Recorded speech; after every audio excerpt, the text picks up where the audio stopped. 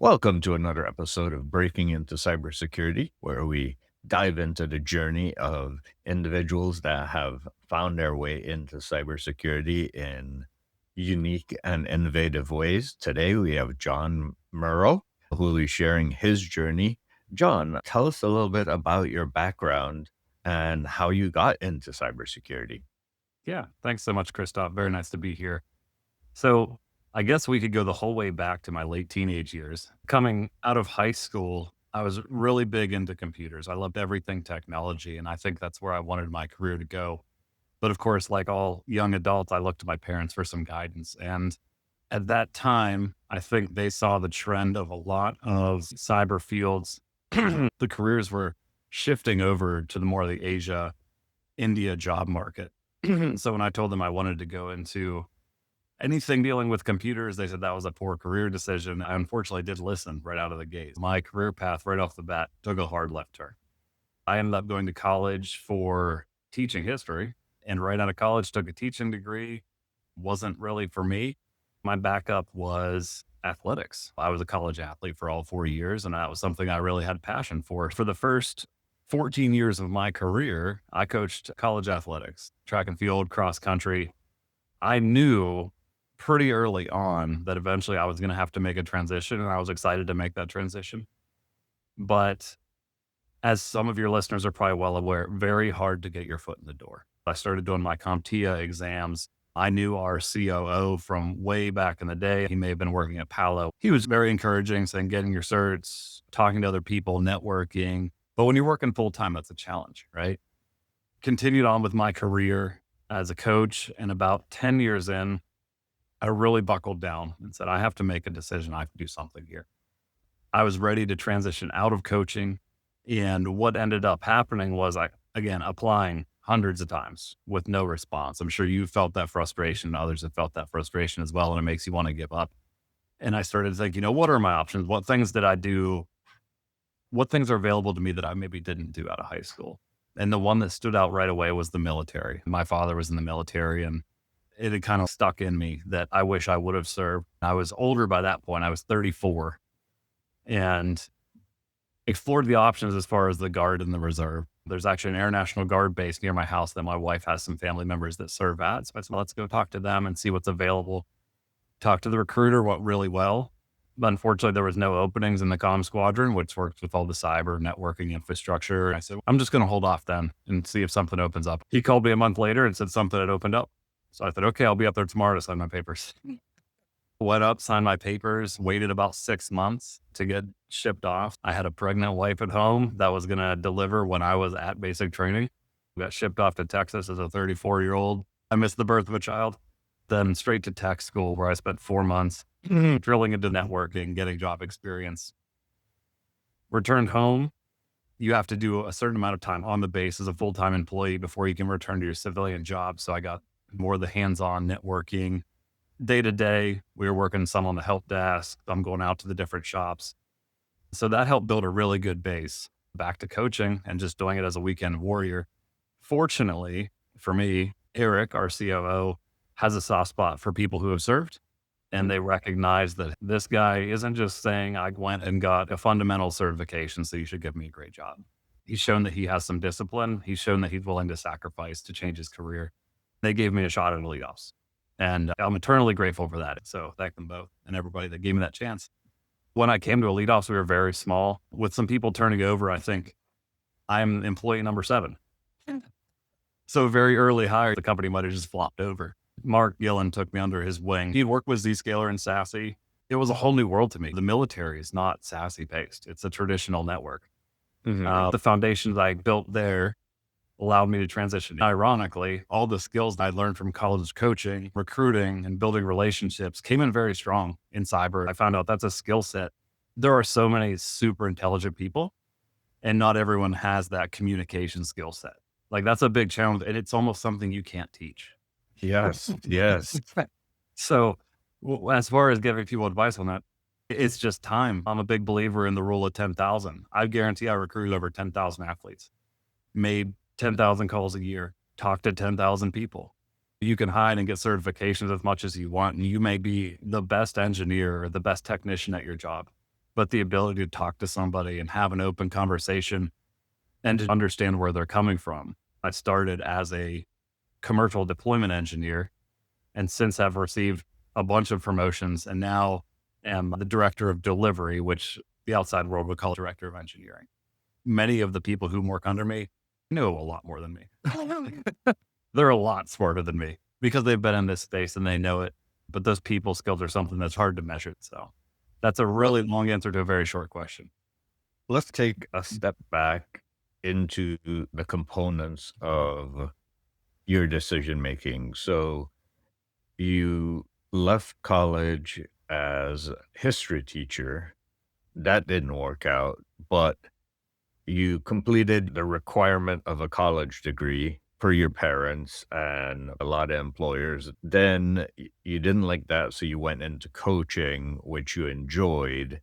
And there you learned a lot of transferable skills in regards to people management, talent management, how to engage, how to motivate, and how to strategize. In cybersecurity, a lot of folks don't see how that relates, but it relates on a day to day basis because if you understand how a threat actor is thinking, what their tactics are, and what their motivations are, then you can really understand the fundamentals of the attack.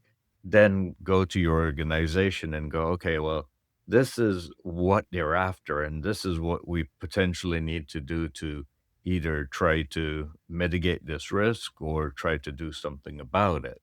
The military decision, that was a big one. Yeah, What absolutely. so you mentioned you had family there. Was it the family ties? Was it the draw to serve the country? Like, what was the major driver there? It's hard to say the main driver. It's very multidimensional. My father served, I believe, 22 years in the reserves, and he'd been in the army Okay. before that. So there was the family tie, and he had always mentioned going into the military. And I saw the opportunity for career change. That was Mhm. very, very, very high on the list. My wife was supportive of it. She's had family that served. She Mhm. considered it well, but I said, "Hey, if I'm doing it, you don't need to." Yeah, yeah. From a benefit side, if you know anybody that serves or has served in the past, as far as some of the bigger things when you get later in life, insurance is Mhm. insurance costs. Insurance is definitely a huge one, especially with me having 2 young boys.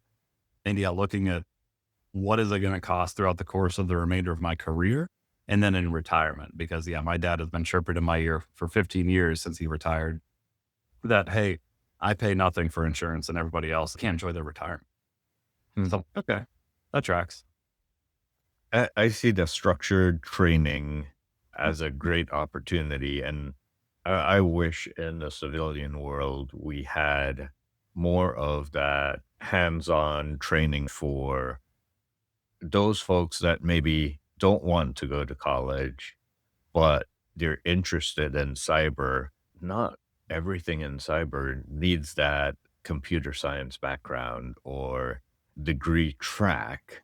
You can treat it like a skills based track, like they do in the military, where it's on the job training. You're learning, there's still an educational curriculum to it, but most of it is on the job training with the technology. I think that was a great choice on your part as well.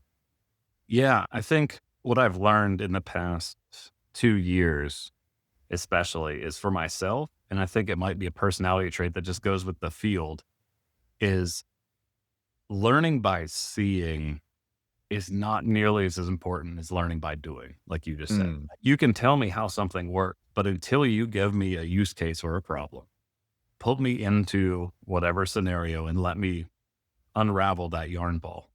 Then once I do it once, it'll stick. But if you just mm. talk about it, I have trouble remembering how to come back to it. So, yeah, it'd be great to see non higher education available for people. I'm not sure at the moment what's available through high schools or, but there's not a lot because I coached kids in college that I would talk to them about the military because they wanted to do what I was doing. And I said, "Hey, this is a possibility. Some weren't eligible, Mhm. whether it be a health condition or something like that. My tinted glasses prevented me from going. I'm light sensitive, and that alone prevented me from going, although my ASVAB scores were off the chart and yeah, wanted me to come. Yeah. So I really wish there's a couple of things like that. I wish would get tackled. Somebody would just take the lead on that. But even little things with how do you run a business, right? Because even when you come out of college, okay, you've got that cyber degree. You could have a PhD in cyber. You want to start your own company. Yep. You don't even know where to start. Maybe it's good to let people fail a little bit. That's part of capitalism, but it'd be great Mhm. to have some more guidance.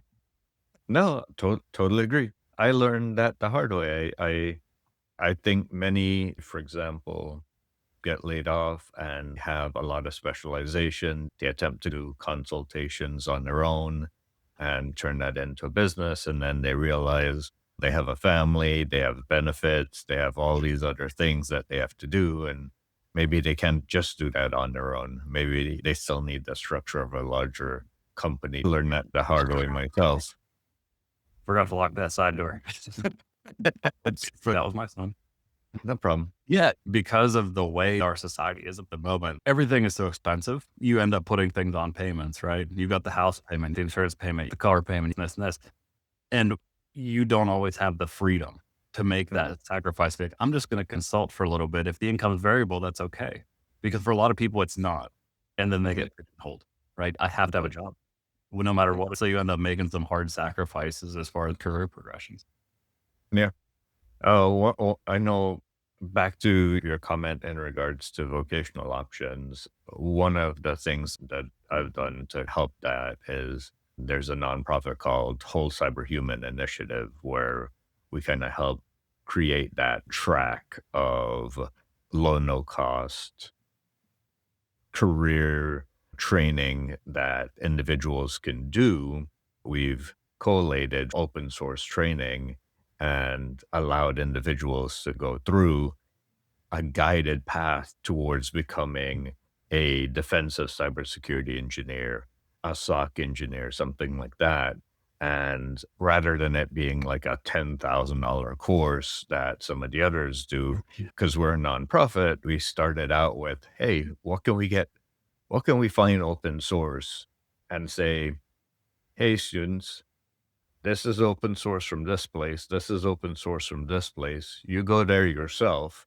We're not saying we own the curriculum, but they have the content. Go there and you can get everything you need to get these types of skills and competencies. And that's been running for a couple years and that's been going good. Podcasts like this have been helping. I've seen it pick up in Texas, there's a couple colleges that have great curriculums around that. So it's starting to pick up. I hope it definitely continues. Yeah, I'm sure it's regional, right? Parts of California have a way different approach because of the technology sector. I'm in Northern Virginia, Loudoun County, which is a little closer to DC than I am, Fairfax County. Mhm, Loudoun, especially, is where most of the data centers are. They have a mhm. very big Asian population that's coming in for the cyber and tech jobs. And so the high schools have come up with curated curriculum around that. If you want your child to be on a track that introduces them to these things earlier on. And Hey, I think getting it in front of them is huge as when they're young. When you're young, you can pick up things so fast. guess who supports that? You? AWS. Oh, yeah, yeah. AWS Spark is the one that supports Loudoun County and Fairfax County, their curriculum around that. And the same thing for I live down in Haymarket, Prince Oh, no way. William counties. Their curriculum is also supported by AWS Spark. So Yeah. a lot of the schools have been allowing employers to guide the curriculum to develop the talent that you're looking for, which is a model that I think is essential for developing the skills that you need to develop. And I wish that it happens more often in other places. I don't think it should be totally monopolistic, but it definitely should be influence of some kind as to what you're looking to build. I was going to Well, ask how you felt about that. And I think you answered that really well. The big concern with any kind of education, especially in this field, is okay, someone learned how to be an educator in cybersecurity or any kind of threat actors.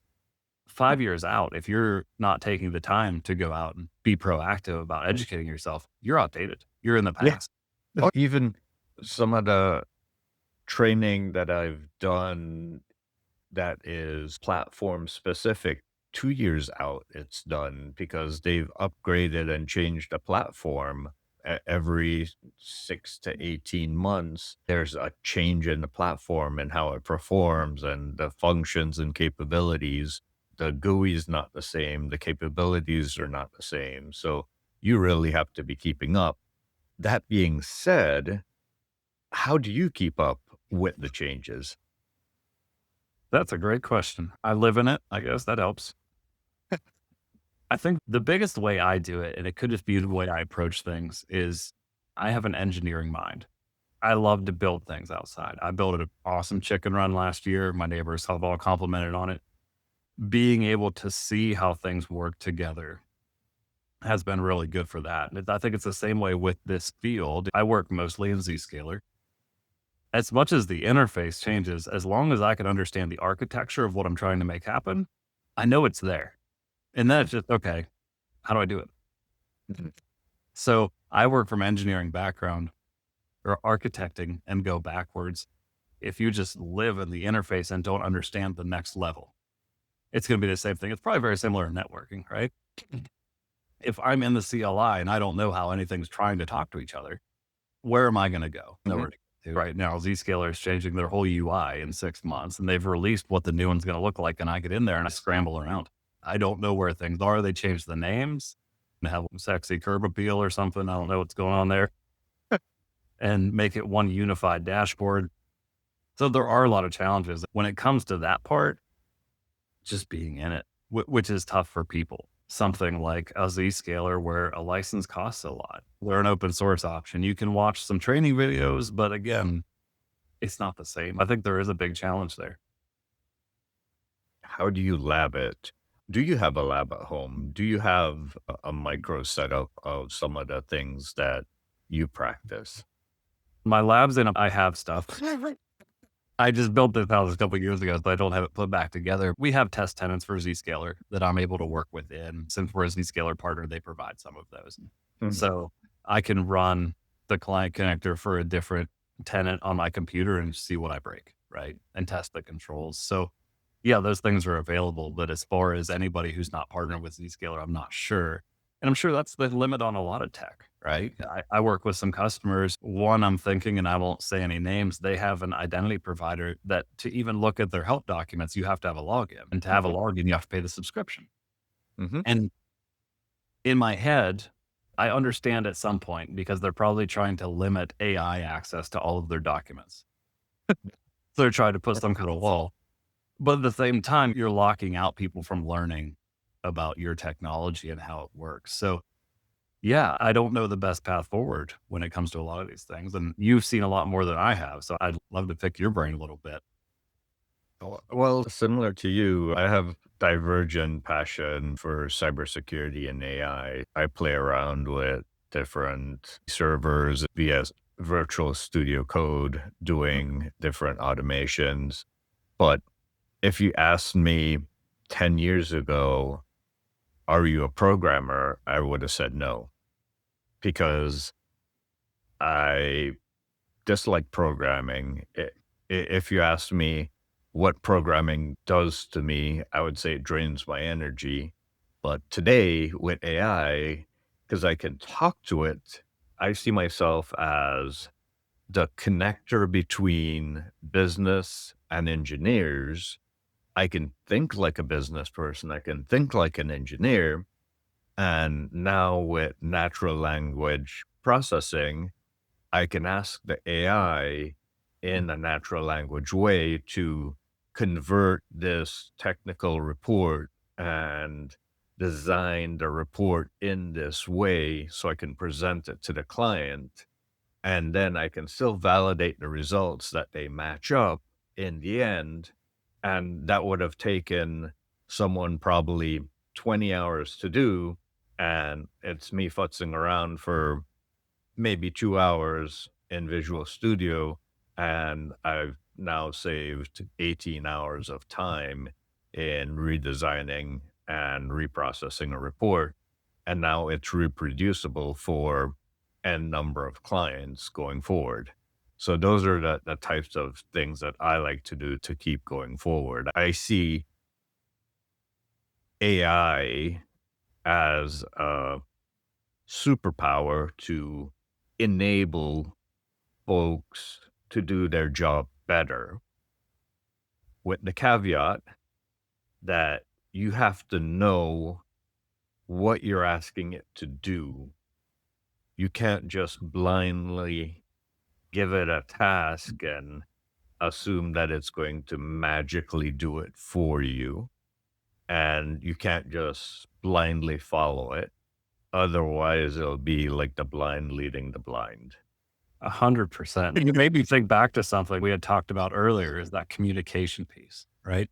When it comes to AI, you have to know exactly what you're asking it and validate what it's saying because half of them hallucinate so bad. It's such a great tool. I think there's all the talk, especially for the generations ahead of us. They're so scared about AI taking over the world. And I don't think we're quite there yet, but it is a tool. That's Mhm. it. If you using it to strengthen your weak spots, if you don't have a strong resume, ask it for some input. It's easier because a lot of people get fenced off and don't have people they're comfortable asking to review the resume or what an employer is looking for. And that can look over, hey, these 10,000 resumes were sent through this website to AWS and this one got the job. What makes it special, right? Just those mass analysis to give you positive feedback, position you. Yeah, and I think it is a great tool. Sometimes it's overutilized and someone like yourself can recognize when someone sends you an email made by ChatGPT. That highlights it right away. Yeah, I always make fun of its constant use of emojis and the Yes. way it Well, talks, very well, affirming. that's why I put an emoji in front of my LinkedIn name. I can see when someone tries to automate using my LinkedIn name is either they'll start with the emoji or they'll include the emoji in my name, for they'll parse out the last part of my name and just use the emoji, or it'll be blank because their parsing failed. So, yeah, I love messing with automation as well, the hacker in me. Yeah, if I can ask, do you ever have any concerns about people being too AI reliant in their jobs and missing out on knowledge because of that? Because Absolutely. Mhm. like where when we were younger, the foundational knowledge that has grown over the past 20 years. And if you're 18 coming into this career field now, you're probably going to miss out on a lot of that, leaning on AI all the time to ask questions. And then when you don't have it, you don't know the answers because you never picked it up. That's a concern for me. I see it a lot with some employees. Yeah, so to be transparent, I'm about to hit 40, so I feel like I'm, about to go over the hill, but I'm 38. Come on. when I recommend foundational training, even if you're not going into technical components, I always recommend starting with A plus, Net plus.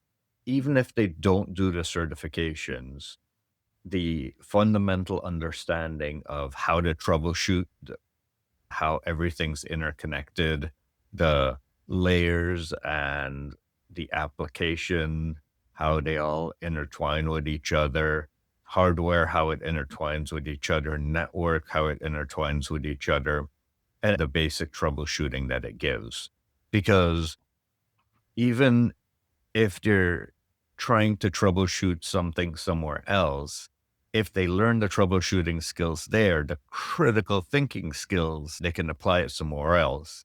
And I feel like the critical thinking skills are not being taught anywhere else. If anything, they take the ability to critically troubleshoot from those courses and they could take that to somewhere else in their career.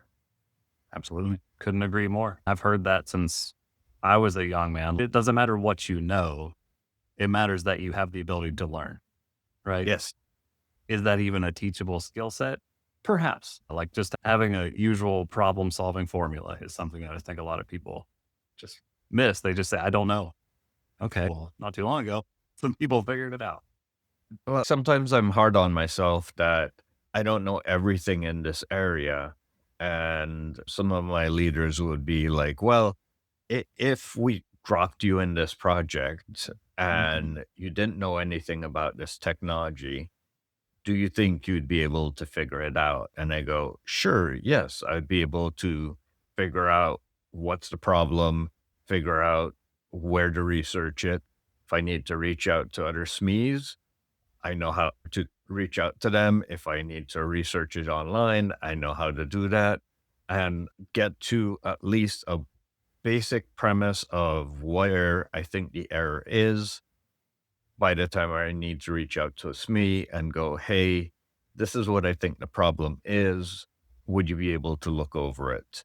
Assigning you to the case makes sense, and you being a leader in this area makes sense, even if you don't know everything about this.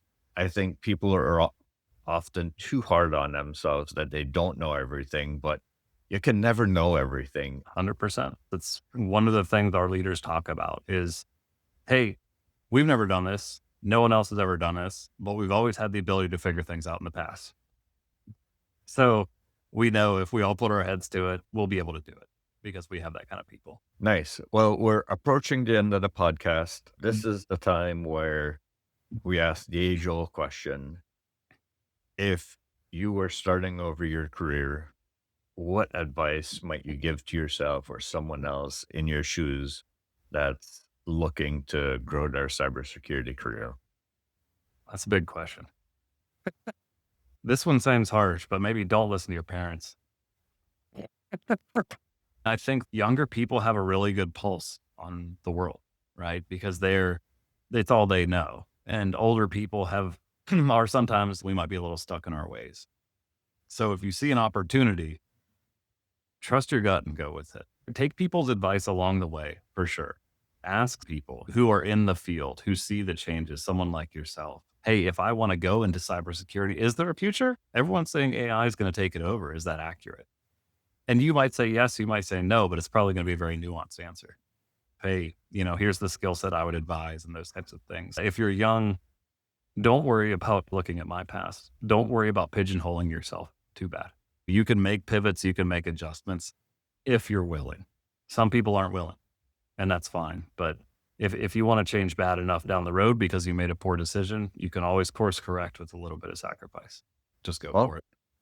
John, thank you so much for taking the time and sharing your career. Thank you so much, Christoph. This is great what you're doing here. If I can ever be of assistance to yourself or anybody, just let me know and I'd be happy to talk. Thank you. All right.